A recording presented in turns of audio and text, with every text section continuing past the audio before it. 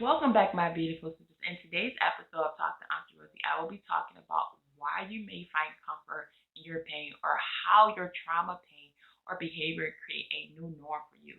So now you're living a life comfortably uncomfortable.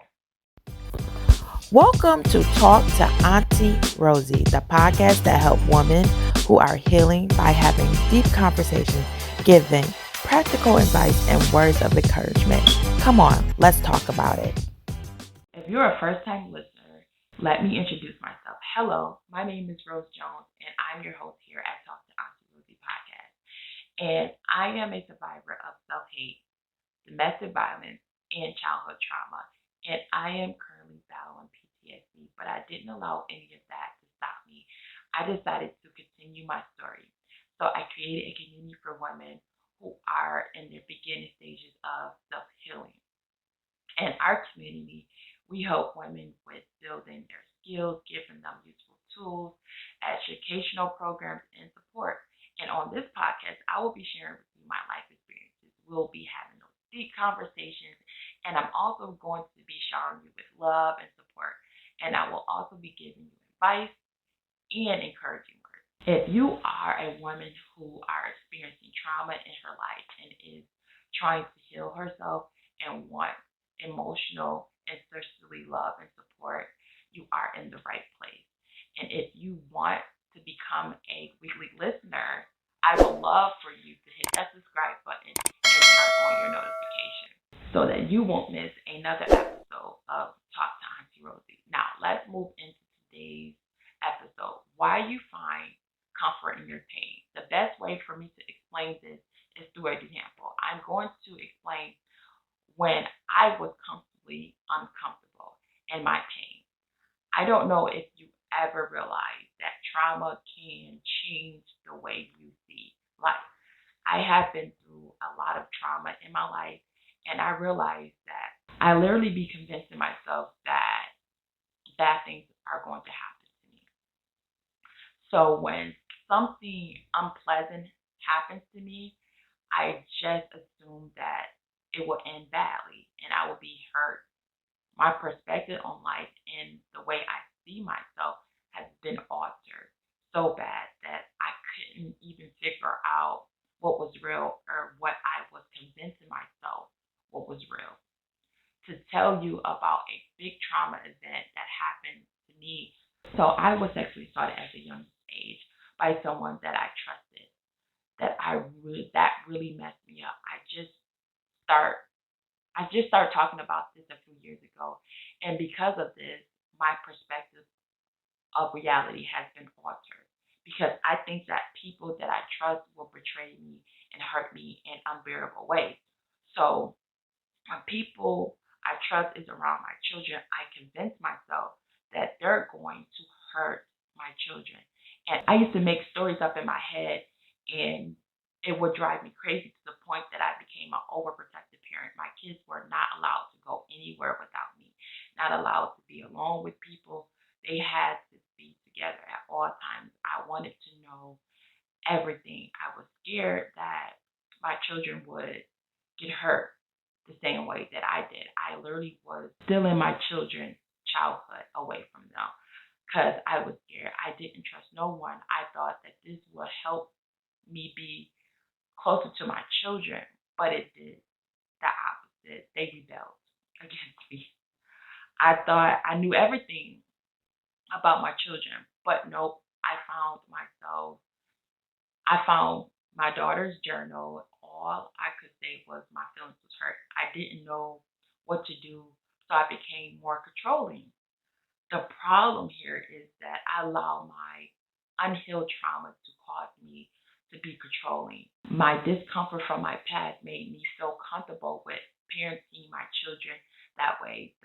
This parenting style became more a place of comfort because my needs was being met.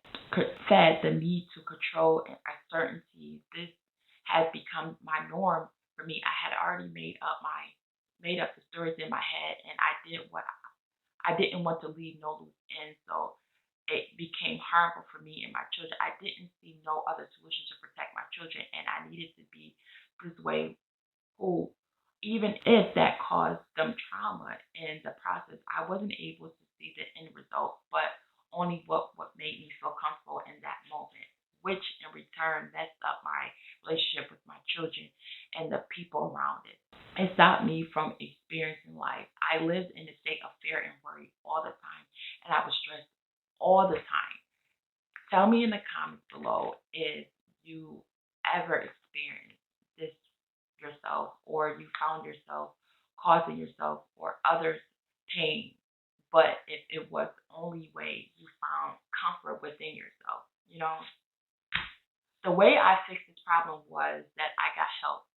I had to acknowledge that something was wrong within me that made my behaviors that my behaviors wasn't normal. I got into counseling to deal with my PTSD. This helped me improve the relationship with myself and my children.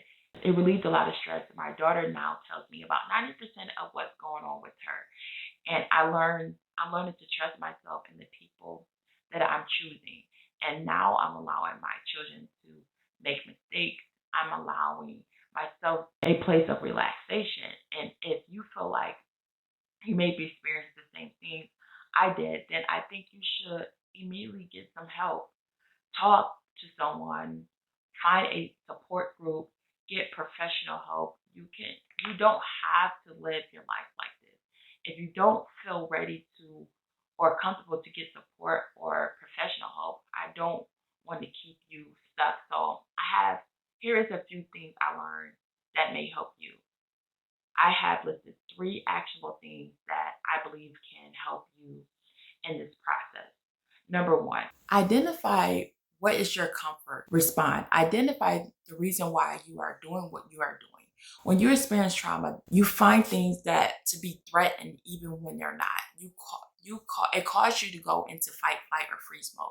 With me, since I felt I was never protected as a child, I go into fight mode. I turn something simple into something huge because I'm not able to regulate my emotions. To me, I'm just giving my children something that I never had. In my mind, I was doing what was necessary, and I was being good. Being a good parent, I was doing something my parents didn't do for me. But since I didn't have a healthy parenting model, I let my trauma behaviors lead. So you have to identify the needs, the source of this behavior, and the needs that this behavior is feeding. And then try to figure out other ways to satisfy these needs so that you can move forward in your life. Now, number 2, change your mindset. A victim mindset is the first thing that changed our way of living. As in my situation, I had negative thoughts, always thinking that something bad is going to happen to me or with my children. This held me back from living my life. This made me isolate myself, defend myself. It caused me a lot of unnecessary pain, and it caused a lot of people unnecessary pain. I suggest you try to reframe the way you perceive things and try to see more of the gray area instead of black and white. Yes, we was wrong, but remember, in this situation, try to see life from the person that hurt you experience. Try to see the pain that they experienced. What caused them to find comfort in hurting you? They may be stuck just like you. You know what I'm saying? Just number 3, face your fears. We all have fears, but some fears make us feel comfortable, even when we are in pain.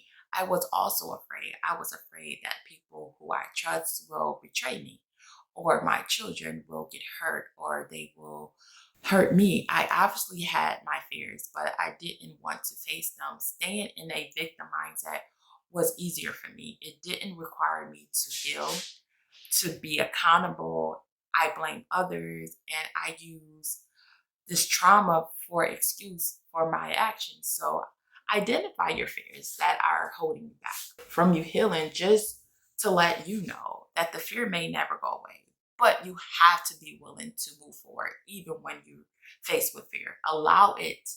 Let it become an indicator that healing may be needed in the area of your life. That's why I am fearful. And become friends with fear. This battle is within you.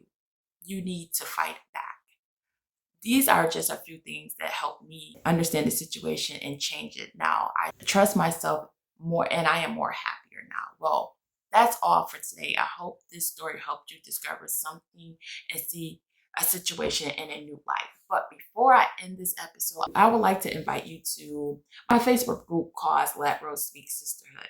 If you are a woman and you're going through a difficult situation and you want help and you're trying to start your self-healing process, then this is the group for you. This is not your basic group. We have weekly challenges, monthly live sessions where I answer questions about self-healing, self-love, and personal development. Inside this group, we motivate each other and we support each other. This group is a no judgment zone. The best part is that it's private and it's free. And if you want to join this group, you can click the link in description, or you can search us up directly on Facebook in the groups tab, and you can just search up Let Rose Speak Sisterhood. Now, if you learned something new from today's video, then don't forget to give this video a big thumbs up and share with someone who you think that needs to hear this, and don't forget to subscribe to the channel. It's totally free. I'll see you in the next episode. And again, small disclaimer, y'all. I am sorry about the background noise. I am in the office space and there's other offices around here and our offices is not soundproof. So I'm sorry. And I will do my best in the future to eliminate the music, as much sound. If you guys have any suggestions on how to soundproof my office or to eliminate background noise, please drop them in the comment and help me out, guys.